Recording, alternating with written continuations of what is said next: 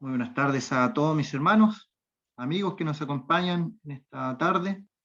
Vamos a continuar nuestro estudio en el libro de Lucas, para lo cual les invito a leer en Lucas capítulo 2, versículo 41. Lucas capítulo 2, versículo 41. Dice la palabra del Señor: iban sus padres todos los años a Jerusalén en la fiesta de la Pascua, y cuando tuvo 12 años, subieron a Jerusalén conforme a la costumbre de la fiesta. Al regresar ellos, acabada la fiesta, se quedó el niño Jesús en Jerusalén, sin que lo supiesen José y su madre. Y pensando que estaba entre la compañía, anduvieron camino de un día, y le buscaban entre los parientes y los conocidos. Pero como no le hallaron, volvieron a Jerusalén buscándole. Hasta allí quedamos la vez pasada en nuestro estudio. Versículo 46. Y aconteció que 3 días después le hallaron en el templo, sentado en medio de los doctores de la ley, oyéndoles y preguntándoles. Y todos los que le oían se maravillaban de su inteligencia y de sus respuestas. Cuando le vieron, se sorprendieron. Y le dijo su madre: Hijo, ¿por qué nos has hecho así? He aquí, tu padre y yo te hemos buscado con angustia. Entonces él les dijo: ¿por qué me buscabais? ¿No sabíais que en los negocios de mi padre me es necesario estar? Mas ellos no entendieron las palabras que les habló. Y descendió con ellos y volvió a Nazaret, y estaba sujeto a ellos. Y su madre guardaba todas estas cosas en su corazón. Y Jesús crecía en sabiduría y en estatura, y en gracia para con Dios y los hombres. Hasta ahí por el momento la lectura en el día de hoy. Hemos reflexionado en esta etapa del Señor Jesucristo y podemos decir de partida que en cada etapa de la vida del Señor Él fue perfecto, perfecto en todas las etapas de su vida, como niño, como joven, como adulto, y en la plenitud de su vida. En la plenitud de su vida, aproximadamente a los 33 años, Él entregó su vida en la cruz del Calvario, en la plenitud de su vida. Nadie le quita su vida, dice el mismo Señor, sino que Él de sí mismo puso su vida por nosotros, pecadores. Decíamos también que en esta etapa de la vida del Señor aparecen libros apócrifos que no son canónicos, que no están en el canon de las Escrituras, donde hay muchas cosas que mencionan del niño Jesús que la Biblia no las menciona. Así que hay que tener ese cuidado cuando se revisa, por ejemplo, algún libro o en internet en el día de hoy, porque no todo lo que dice allí está en la Escritura, está en la Biblia. Incluso en este acontecimiento que dice: aconteció 3 días después que le hallan en el templo, el Señor estuvo 3 días solo en Jerusalén a la edad de 12 años, y la Biblia tiene el cuidado de no mencionar nada, nada de más.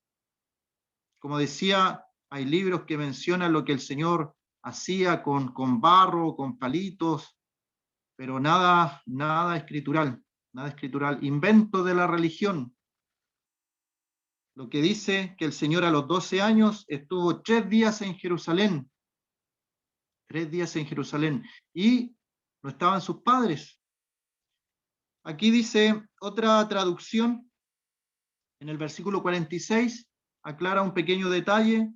En otra versión dice: aconteció que al siguiente día le hallaron en el templo.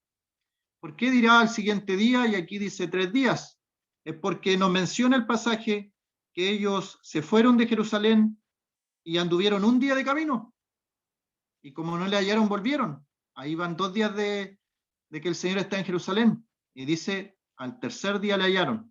Y acá, en otra versión, dice, al siguiente día. Un día de regreso a Nazaret, se dieron cuenta que el Señor no estaba.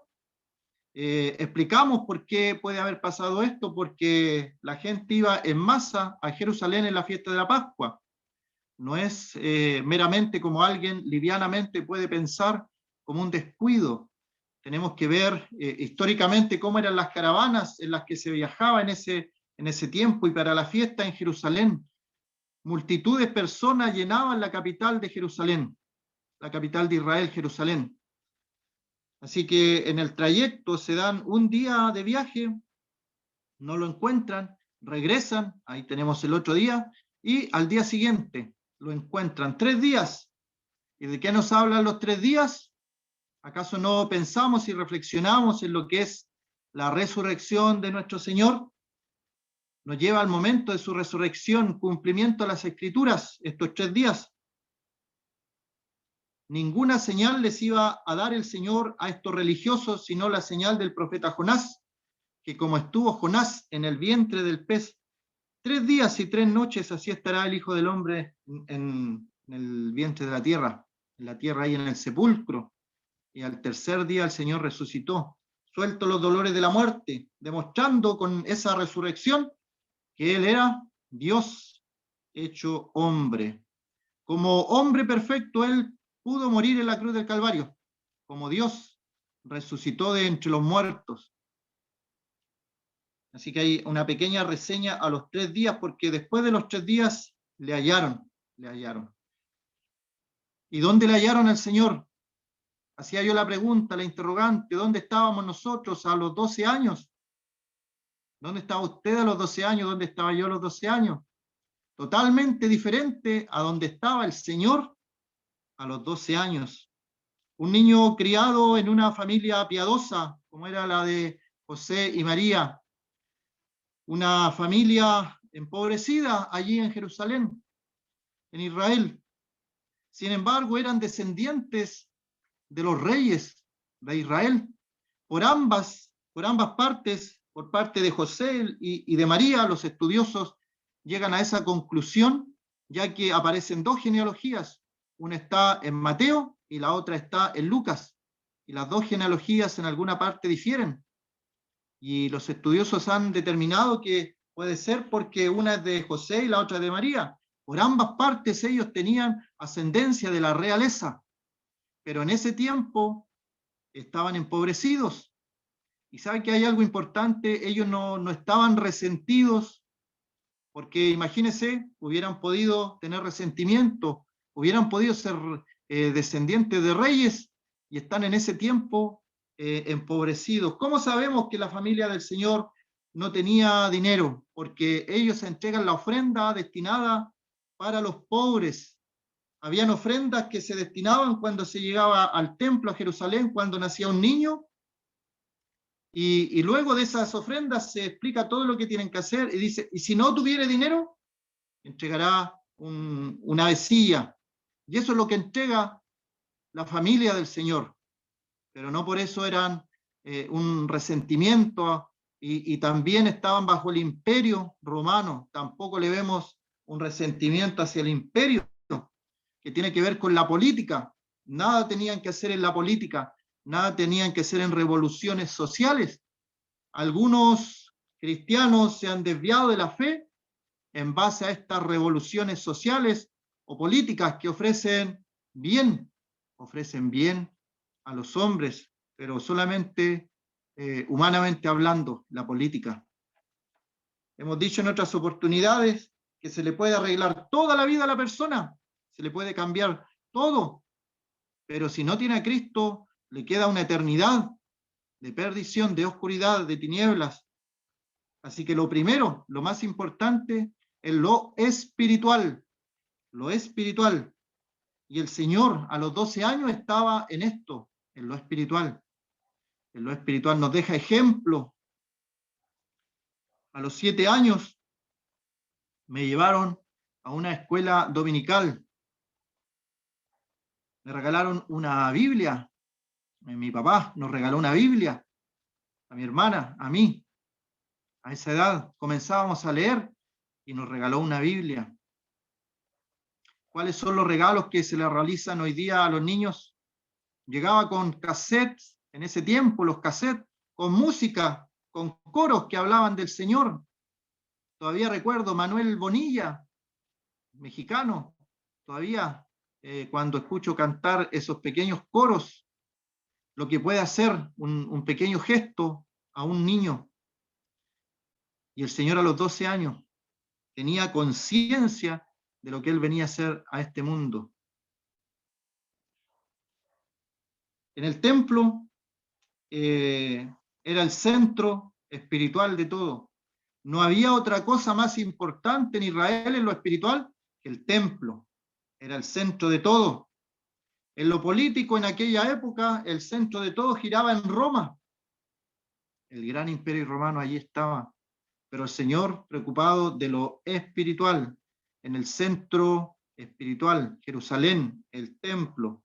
¿Y dónde estaba? Sentado, sentado, en medio de los doctores de la ley, un niño de 12 años, rodeado por personas adultas. A veces yo he conocido jovencitos que les gusta estar más en compañía de personas adultas, pueden aprender más. Es necesario, obviamente, tener la compañía de sus pares, de jóvenes de su misma edad, pero también es conveniente que los jóvenes se alleguen a personas adultas que lo van a aconsejar, el consejo sabio de la vida. Muchas veces, hermanos que han tenido años en el Señor nos han aconsejado consejos que no van a aparecer en un libro, que no van a aparecer en un estudio teológico, consejos que ellos los dan porque los han vivido. Así que si hay un jovencito, escuche el consejo de sus mayores, que siempre van a querer lo mejor para usted en el Señor, personas espirituales que le rodeen. Pero aquí el Señor está sentado en medio, dice, sentado en medio. Y esa es la misma condición que está cuando celebramos la cena, el partimiento del pan. Nuestro Señor está en el medio, porque todo gira en torno a Él. Él es lo principal, es el centro de atracción de todo. Estos hombres, doctores de la ley, pasaban años estudiando la Torá, el Antiguo Testamento, Moisés, los profetas, los salmos, pero ellos al ver a este pequeño niño quedan asombrados, quedan asombrados. La palabra que ocupa allí, cuando luego dice se maravillaban, estaban fuera de sí. Podemos imaginarnos, hay otros niños en la escritura, pero ninguno como el Señor. Jovencitos en la escritura como Daniel en su juventud, procuró en su corazón no contaminarse con la comida del rey. José en su juventud, todos los males que pasó, pero tenía siempre al Señor presente. Samuel en su juventud, también en su niñez, el Señor le habló. Pero todos estos ejemplos, incluimos también a David, David en su juventud, con su onda. Solo un jovencito cantamos contra el gran Goliat. Pero todos estos ejemplos son sombras, pálidas sombras, respecto al niño Jesús, a nuestro Señor en sus 12 años. Él estaba allí sentado en medio de los doctores de la ley, estaba oyéndoles, y es un atributo del Señor que haríamos bien en repetir, en imitar, porque Él lo dejó como ejemplo. A veces nosotros, por nuestro carácter, nuestra idiosincrasia, nos cuesta escuchar que alguien comience a hablar o comentar algo respecto a la Biblia y rápidamente interrumpimos a la persona que está exponiendo. El Señor los escuchaba, el dueño del mundo, el más sabio que Salomón, con las mismas palabras del Señor, Él lo dice. He aquí alguien más sabio que Salomón, Él, el mismo autor de la Escritura, el que a través del Espíritu Santo inspiró todo el Antiguo Testamento, se da el tiempo para escuchar a estos judíos, a estos hombres doctores de la ley, eminencias para el pueblo. Era una costumbre, por ejemplo, se menciona en otros pasajes, la cátedra de Moisés. La palabra cátedra es como una silla, una silla. Entonces se sentaban en una especie de círculo personas para comentar la Biblia, para hablar del Antiguo Testamento, de los libros que ellos tenían respecto a lo espiritual. Si hubiéramos estado en ese tiempo y nos hubieran hecho elegir, por ejemplo, a los discípulos, nosotros hubiéramos ido a la cátedra de Moisés a elegir lo mejor de lo mejor. Las escuelas teológicas de ese tiempo, la cátedra de Moisés, los doctores de la ley, los fariseos, grupo religioso que respetaba esa doctrina. Tenemos, por ejemplo, a Pablo, era de este grupo de los fariseos. Tenemos a Nicodemo, del grupo de los fariseos. Eran hombres que estudiaban la escritura. Ya quisiéramos nosotros comparar nuestro sistema de estudio al que tenían ellos. Tremendo cómo estudiaban ellos, cómo sabían. Y cuando aparece el Señor, es capaz incluso de repetirle varias veces, ¿acaso no han leído? ¿Acaso no han leído? En una parte le dice, ¿acaso ni aún esto han leído? Porque el Señor, su estudio se basaba en la Escritura. Los fariseos, los doctores de la ley, los saduceos habían agregado al estudio de la Escritura, habían agregado tradiciones humanas, habían agregado reglamentos humanos, costumbres humanas que no estaban en la ley del Señor. Pero estos hombres se juntaban a lo mejor, a lo espiritual. No hay una crítica del Señor, no vemos una crítica. Él va, está en medio de ellos, sabiendo el Señor todas las cosas, los escucha, oyéndoles. Y luego de eso, de oírles, preguntándoles. Es bueno hacer preguntas, hermanos. No nos quedemos con la duda. Hagamos las preguntas. A mí me daba un poco de vergüenza preguntar a veces en público, pero en privado preguntaba a qué se refería alguna cosa que no entendí, que no me quedó clara. O en el día de hoy hay mucho material también que podemos acceder para ser autodidactas con los cuidados necesarios, pero siempre podemos aprender, no nos quedemos con las dudas. Es terrible porque si nos quedamos con las dudas, después puede venir alguien con una falsa enseñanza y nosotros vamos a caer frente a esa enseñanza tergiversada y podemos deslizarnos de la sana doctrina, de la sana forma de las palabras del Señor. Así que tenemos que cuidarnos también de aquello. Preguntar no es malo. Preguntar no es malo. Obviamente también esto de las preguntas merece un cuidado, porque hay personas que preguntan, pero ya tienen una respuesta en su mente. Es para preguntar si la persona al final o en definitiva está de acuerdo con lo que él piensa.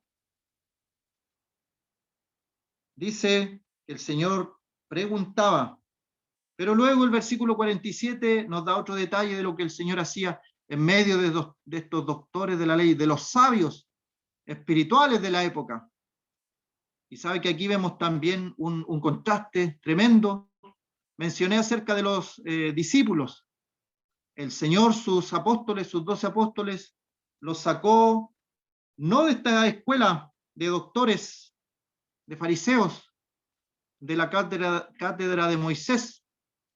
Él la sacó del vulgo, de personas sin letras.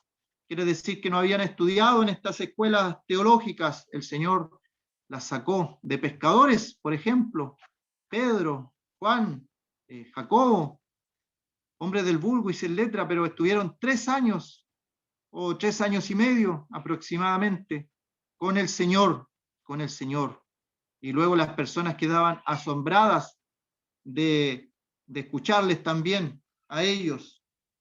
Aprendieron del Señor, del Maestro por excelencia, sentado en medio de los doctores de la ley, oyendo y preguntándoles. Y todos los que le oían, ¿quién eran estas personas que dice todos? Bueno, el Señor estaba, dice, en el templo, pero lo más probable es que haya estado en un lugar donde se sentaban los maestros y estos doctores de la ley a explicar. a dar sus cátedras, sus enseñanzas de teología, del Antiguo Testamento, de Moisés, de los Salmos, de los profetas. Y sabe que el Señor aprendió también en lo que son las sinagogas. Las sinagogas. Cada ciudad en Israel tenía una pequeña sinagoga. El centro de todo era el templo, pero cada ciudad tenía una sinagoga donde se aprendía el Antiguo Testamento, la ley, los libros de Moisés, cada historia. Y el Señor, más adelante le vemos, cuando él se le preguntaban cosas, él iba a la Biblia, al Antiguo Testamento, de ahí sacaba sus respuestas. El Señor de ahí sacaba todo. ¿Cuáles eran sus libros de estudio? Los libros de Moisés, los libros de los Salmos, los libros de los profetas. De ahí el Señor estudiaba y sacaba sus enseñanzas y sus respuestas también, que asombraban a la gente. Y decían, por ejemplo, jamás hombre alguno ha hablado como este hombre. Jamás hombre alguno ha hablado como este hombre. Y el Señor sacaba, por ejemplo, a Nicodemo, le lleva a examinar la historia de la serpiente de bronce en el Antiguo Testamento, que los días finales van a ser como los días de Noé. Lo está llevando al libro de Génesis. Está llevándoles también a pensar que los últimos días va a ser como en los días de Lot, de Sodoma y Gomorra. En otro pasaje dice, acordaos de la mujer de Lot. Los está llevando al libro de Génesis. De ahí sacaba las historias el Señor. Lo mencioné delante, lo repito, señal no les será dada sino la señal del profeta Jonás, que algunos hasta el día de hoy piensan que eso es mitológico, pero el Señor lo dio como un hecho cierto, verdadero, histórico. Será como el profeta Jonás. Así que cada una de las cosas que el Señor mencionó eran reales. El primer hombre, Adán, era un ser real, fue un ser humano real, nada que ver con la evolución, el Señor lo dijo. Al principio Dios creó varón y hembra, los creó Dios. Así que cuando llega a los 12 años, tiene que haber ido preparado. Podemos pensar en sus padres piadosos y podemos pensar también en la sinagoga de Nazaret, donde se estudiaba también la escritura. Así que de ahí salen, cuando las personas que le oían, dice, todos los que le oían se maravillaban de su inteligencia y de sus respuestas. ¿Sabe que el Señor siempre con sus respuestas, él asombraba a la gente? Hasta el día de hoy hay enseñanzas que incluso gente que no conoce al Señor las ocupa. El Señor habló de todos los temas, los dejó escritos. Cuando venían a preguntarle de algo, respondía, no se quedaba en silencio. Una invitación para nosotros a estudiar, no solamente el Nuevo Testamento, no quedarnos con la clase de la escuela dominical, con aquellas pequeñas historias, profundizar en las historias de la Escritura, el Antiguo Testamento, profundizar en los libros de Moisés, en los Salmos, en los profetas, no dejar de lado los profetas menores. Toda la Escritura es inspirada por Dios y es útil, y nos va a servir a nosotros, a cada uno. Todos los que le oían se maravillaban, esa frase, se maravillaban, quedaban fuera de sí, miraban al Señor y se maravillaban. Jamás hombre alguno ha hablado como este hombre. Amigo que no conoces al Señor, ¿todavía piensas que el Señor era solamente un maestro, como lo piensan algunos? Dice, sí, yo le considero un maestro, un hombre bueno, dicen otros, alguien que vino a hacer milagros. No, el Señor Jesús es Dios hecho hombre. Y por eso que sus palabras de vida eterna, su inteligencia dada por Dios. Y cada uno de nosotros, hermanos, si hemos conocido al Señor Jesucristo como Salvador, la Biblia nos dice una tremenda verdad, que tenemos la mente de Cristo. Cuando la Biblia dice que tenemos la mente de Cristo, dejamos fuera todas las excusas, como yo las he escuchado. Yo las he escuchado, esas excusas de que no estudian más la Biblia porque no tienen muchos estudios seculares, por decirlo así. Que algunas personas solamente terminaron la escuela básica, entonces no entienden mucho de la Escritura. Al conocer al Señor como Salvador, viene a morar en nosotros el Espíritu Santo. Y algo más grande todavía, dice el libro de Corintios, que tenemos la mente de Cristo. No hay excusas para crecer en el conocimiento y en la gracia de nuestro Señor Jesucristo. No hay excusas. Lo dije alguna oportunidad, lo repito, he escuchado muy buenas enseñanzas de un hermano de edad avanzada ya, pero que me enseñó mucho, y él cuenta que él aprendió a leer con la palabra de Dios. No pasó por las escuelas formales, pero el Señor da esa sabiduría. Si alguno tiene falta de sabiduría, dice el libro de Santiago, pídala a Dios, el cual dará abundantemente, sin reproche. ¿Has pedido alguna vez sabiduría espiritual? ¿O lees un pasaje, no lo entiendes y ahí te quedas solamente? Hay que preguntar, hay que no quedarse con la inquietud. Obviamente no vamos a entender todo, tenemos una mente finita a veces, y algunas cosas las vamos a entender en el cielo a plenitud, pero podemos investigar hasta donde podamos, hasta donde alcancemos. Dice el versículo 48, cuando le vieron sus padres, se sorprendieron. Obviamente, en el lugar en que él estaba, con estas personas tan sabias, escuchando el Señor, sus respuestas que daba, sus preguntas que hacía, oyendo a estos doctores. Y le dice, hijo, ¿por qué nos has hecho así? ¿Por qué nos has hecho así? Bueno, aquí hago un paréntesis voy a explicar por qué, paréntesis, porque voy a sacar la frase del contexto, obviamente, pero frente a circunstancias, a problemas, a dificultades, a veces nosotros hacemos esta pregunta al Señor, ¿por qué nos ha pasado esto? ¿O por qué estamos atravesando esto? ¿Por qué nos has hecho así? ¿Sabe que el Señor es dueño y Señor y soberano de todas las cosas? De todas las cosas. Él hace como quiere, con quien quiere y cuando quiere. Eso significa la palabra soberano. Soberano. Él es omnisciente, omnipotente, es todopoderoso, sabe todas las cosas. Sabe el Señor todas las cosas. ¿Por qué nos has hecho así? Obviamente, José y María estaban preocupados. Y aquí hay una frase que algunos la han tomado para malinterpretarla, porque María le pregunta, tu padre, ¿por qué nos has hecho así? Y luego le dice, tu padre y yo te hemos buscado con angustia, con preocupación, esa otra palabra, con preocupación. Estábamos preocupados buscándote. ¿Por qué nos has hecho así? Tu padre, refiriéndose a José.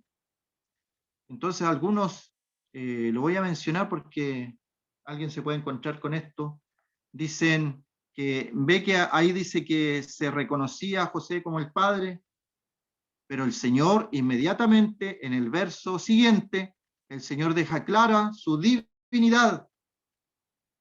Podemos hablar de José como un tutor legal, como un tutor terrenal. Para todos los efectos, José era el padre, y como padre que Dios había escogido, terrenalmente le enseñó su oficio. Y se habla del Señor como el carpintero de Nazaret, o el hijo del carpintero también, para los efectos terrenales. Pero el Señor a sus 12 años dejó claro que José no era su padre. Dice 49, ¿por qué me buscabais y no sabíais que en los negocios de mi padre me es necesario estar? Y allí se está refiriendo, obviamente, a Dios, a nuestro Dios, al eterno Dios, al Dios Jehová de los ejércitos, Elohim, el Padre. el Padre. ¿Podemos nosotros hablar de nuestro Padre? Lo podemos hacer. Y la Escritura, cuando nos invita a orar, dice: cuando oréis, que no hagamos vanas repeticiones, que oremos a Dios y digámosle: Padre nuestro, que estás en los cielos, santificado sea tu nombre, Padre nuestro. Así que la respuesta es sí, podemos decirle Padre, pero tenemos que entender, hermanos, que la paternidad que nosotros tenemos con Dios no es la misma que tiene el Señor Jesucristo con Dios. No es la misma. No está en un mismo nivel, de ninguna manera. Su relación con el Padre es única. Es única. ¿No sabíais que en los negocios de mi Padre me es necesario estar? Un pasaje que aclara un poco esto, lo vamos a leer.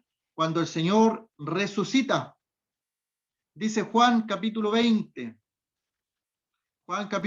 versículo 17. Vamos a leer el 15 para el contexto. Juan 20, 15. Jesús le dijo: mujer, ¿por qué lloras? ¿A quién buscas? Ella, pensando que era el hortelano, le dijo: Señor, si tú lo has llevado, dime dónde lo has puesto y yo lo llevaré. Jesús le dijo: María. Volviéndose ella le dijo: Raboni, que traducido quiere decir maestro. Y aquí viene el texto, fijémonos. Jesús le dijo: no me toques, porque aún no he subido a mi Padre, mas ve a mis hermanos y diles: subo a mi Padre y a vuestro Padre, a mi Dios y a vuestro Dios. Allí el Señor hace una diferencia. El Señor hace una diferencia. Él tiene una relación única, sin igual, con su Padre. Y Él lo dice: es mi Padre. Pero también hay una relación con todos los demás, con nosotros, que hemos reconocido al Señor como nuestro Salvador, y Él también nos invita a decirle Padre. Pero no es la misma relación. Ahí tenemos: subo a mi Padre y a vuestro Padre, a mi Dios y a vuestro Dios. Y otro pasaje, para ir profundizando en esto, en el libro de Gálatas capítulo 4, versículo 6. Y por cuanto sois hijos, Dios envió a vuestros corazones el espíritu de su Hijo, el cual clama: Abba Padre. Hasta ahí vamos bien. Y luego dice: así que ya no eres esclavo, sino hijo, y si hijo, también heredero de Dios por medio de Cristo. Allí ocupa la palabra esclavo. Recordemos esa palabra. Vamos ahora al libro de Romanos capítulo 8. Romanos capítulo 8, versículo 15. Pues no habéis recibido espíritu de esclavitud para estar otra vez en temor, sino que habéis recibido el espíritu de adopción, por el cual clamamos: Abba Padre. El Espíritu mismo da testimonio a nuestro espíritu que somos hijos de Dios, y si hijos, también herederos de Dios y coherederos con Cristo, si es que padecemos juntamente con Él, para que juntamente con Él seamos glorificados. Allí, con estos tres textos, tenemos una gran verdad. Primeramente, el libro de Juan nos enseña que no es una misma relación cuando el Señor habla con su Padre a que nosotros hablemos con nuestro Padre. Subo a mi Padre y a vuestro Padre. Subo a mi Dios y a vuestro Dios. ¿Sabe lo que hizo el Señor? Nosotros éramos esclavos en este mundo. Y la figura que ocupa Pablo es preciosa. Es preciosa. La esclavitud en el tiempo romano era muy cruel, como en todos los tiempos, obviamente. Pero había una ley donde una persona, un pater familia, o un padre de familia, un dueño señor de una casa grande, imaginémonos una persona adinerada, que hacía lo que quería con su dinero, con su plata. Esta persona podía a un esclavo de los suyos, que estaba dentro de su hogar, a uno de sus esclavos lo podía adoptar. Imaginémonos, todo el mundo sabía que ese esclavo era hijo de su patrón, pero era por adopción, porque se notaba se notaba en muchos aspectos, pero legalmente él era hijo y tenía derecho a todo lo que su padre le daba como hijo, aunque todo el mundo supiera la realidad, que había pasado de ser un esclavo a ser un hijo de esta casa grande, donde el pater familia, el padre de familia había dicho: yo, para mostrar mi bondad o por alguna otra razón, voy a adoptar a este esclavo, lo voy a hacer mi hijo, tal vez por un cariño, tal vez varias razones, pero lo adoptaba legalmente. Aunque incluso, por ejemplo, personas que conocían a ese esclavo sabían que después era hijo, pero para ellos lo habían conocido como esclavo. Esa es la figura que ocupa Pablo cuando dice que somos herederos por medio del Señor Jesucristo, pero esta herencia es una herencia que el Señor Jesucristo nos compartió. Podríamos decir, Él es el Hijo, el Hijo único, el escogido, el único hijo que tiene el padre de esta casa grande, pero Él ha adoptado a algunos esclavos para que también sean hijos.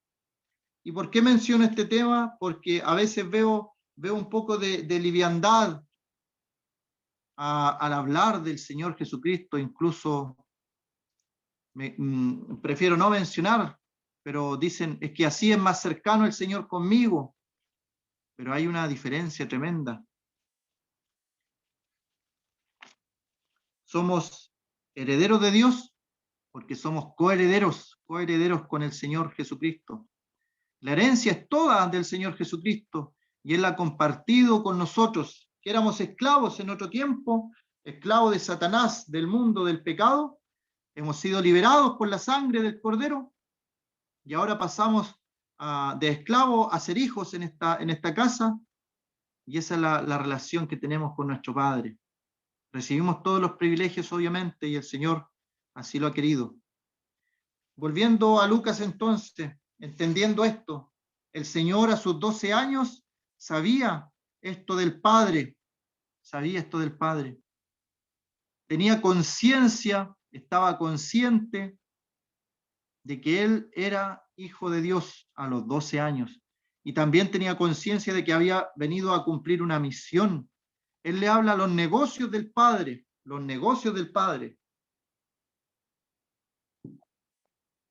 Dejo una pregunta planteada también para nosotros: ¿cómo están nuestros negocios o los negocios del Padre, nuestras actividades? Un hermano oraba delante por los tratados que se repartían, por las conversaciones. Se está trabajando en el reino. La palabra negocio viene de dos palabras importantes. Cuando lo aprendí no se me olvidó más. Es negar el ocio. Negar el ocio. A veces pasamos un tiempo que no hacemos nada productivo para el Señor. El Señor nos va a pedir cuenta de eso. Él quiere que negociemos talentos, dones, todo lo que Él ha puesto en nuestra mano, que lo trabajemos, que no seamos como aquel hombre imprudente que fue y escondió lo que el Señor le había dado, porque el Señor quería ver fruto, quería ver, incluso le dijo, podías haberlo puesto en el banco para recibir los intereses. ¿Cómo están nuestros tesoros en la tierra, nuestros negocios en la tierra? ¿Estamos conscientes de que tenemos que trabajar, tenemos que hacer negocios en el reino de Dios? Hay muchas cosas por hacer, hay muchas cosas. A veces da un poco de tristeza escuchar comentarios de que hoy no hay nada que hacer por el Señor. El que no encuentra nada que hacer es porque no quiere nomás. Hay muchas cosas que hacer. Incluso una persona que estaba en el hospital postrada, no podía mover nada en su cuerpo, estaba totalmente, palabra bíblica, es paralítico. Uno podría decir, ¿qué puede hacer allí una persona por los negocios del reino? Esta persona oraba por la obra, por los hermanos, por los trabajos que se estaban realizando, por los niños de la escuela dominical, por los misioneros en otros países. por los hermanos perseguidos en países que no conocemos, por ejemplo, Afganistán, un país que han llegado algunas noticias de esas lejanas tierras, de persecuciones. Negociamos, estamos negando el ocio, trabajando en las cosas del reino, en los negocios de mi Padre me es necesario estar. La palabra allí necesario es que no puede ser de otra forma, no puede ser de otra forma, es necesario. Obviamente ellos no entendieron las palabras que les habló, pero dice el versículo 51, descendió con ellos y volvió a Nazaret. Y mire lo que dice allí, y estaba sujeto a ellos. Estaba sujeto a ellos. En otra versión dice, y hacía caso de todo lo que le decían. Obedecía en todo lo que le decían. Para los hijos, a los 12 años. Obviamente yo tuve mis recuerdos de los 12 años y para nada era obediente en todo. Hubo desobediencias a mis 12 años. Hubo disciplina también a los 12 años. Que no le dé pena, que no le dé tristeza disciplinar a sus hijos, hermanos. En aquel momento era terrible para mí la disciplina. Incluso uno tiene pensamientos negativos contra los padres que lo disciplinan, pero en el día de hoy aprecio mucho la disciplina que se me dio. Porque ¿qué padre es aquel que no disciplina a sus hijos? El padre al que ama, disciplina. Y así también funciona Dios. Así también funciona Dios. Si somos hijos, el Señor también nos va a disciplinar para andar en sus caminos, para cumplir su propósito.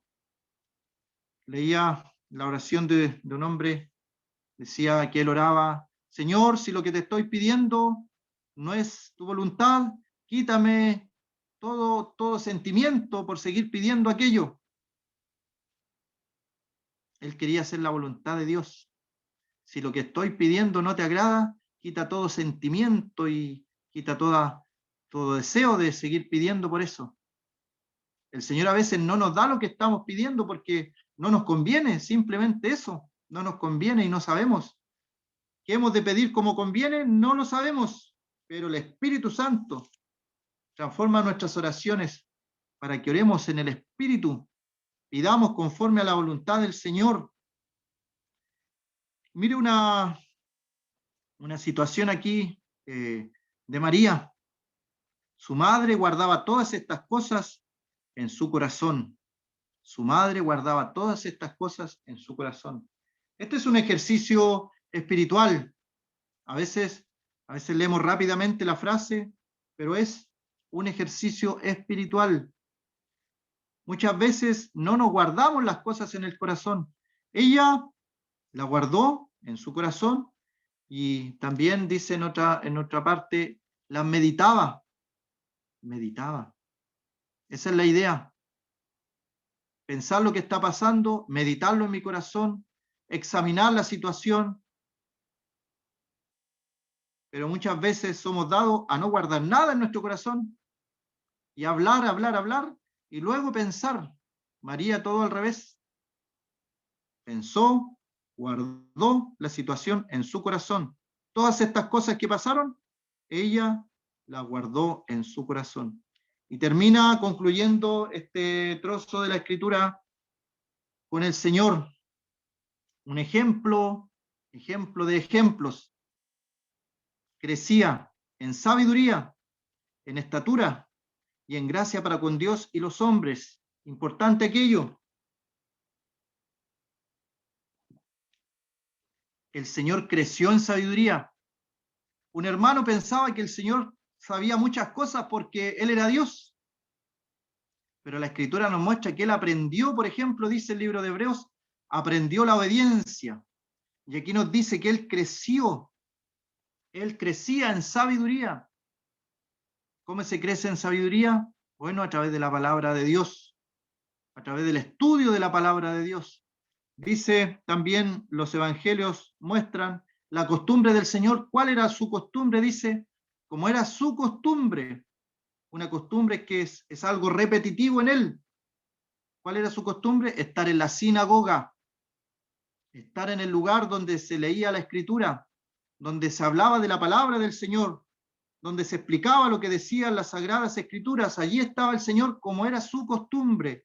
El libro de Juan nos dice que estaba incluso en invierno iba al templo, y en Israel, hace poco vi unas imágenes, en Israel estaba nevando, hay frío en invierno, pero el Señor estaba allí en invierno también, escuchando la palabra, aprendiendo de la palabra y creciendo en sabiduría. Crecía también en estatura. Esto tiene que ver con el cuerpo físico. Sabemos que dice la palabra que el ejercicio para poco es provechoso, pero dice que para poco es provechoso, no dice que no sea provechoso. Hay que cuidar nuestra salud, nuestro cuerpo. Y luego las dos condiciones allí, la gracia para con Dios y los hombres. Nosotros tenemos que crecer en esas dos áreas. ¿Sabe que conozco gente que es muy crecida en la gracia para con Dios, pero en gracia para con los hombres, para nada bien? La persona sabe mucho de la palabra de Dios, pero no comparte nada con los conocidos, con la gente de este mundo. Hay un desequilibrio peligroso. El Señor lo vemos una persona social con los hombres y tenía una comunión íntima con Dios. Ahí está el complemento perfecto, que no sea uno solamente sin lo otro. O personas que son muy sociables, están en gracia para con los hombres, son muy sociables, pero no tienen ninguna comunión con Dios, ninguna comunión con el Padre. El Señor en las dos áreas crecía en gracia para con Dios, tiene que ver con lo espiritual, y en gracia para con los hombres, lo cotidiano, lo social. El Señor podía tratar con cualquier tipo de persona, con cualquier tipo de gente. Iban los ricos a consultarles al Señor por ciertas herencias, por ejemplo. Iba la gente más humilde al Señor a hacerle consultas también, a pedir sanidad, a buscar un consuelo. El Señor trataba con todo tipo de personas. Era criticado, por ejemplo, por tratar también con pecadores. Este se junta con publicanos y con pecadores. El Señor trataba con todo tipo de personas. Un hombre ejemplar, como hombre, lo presenta el libro de Lucas. Y como hombre él crecía en sabiduría, en estatura, en gracia para con Dios y los hombres. Que el Señor bendiga su palabra en esta tarde.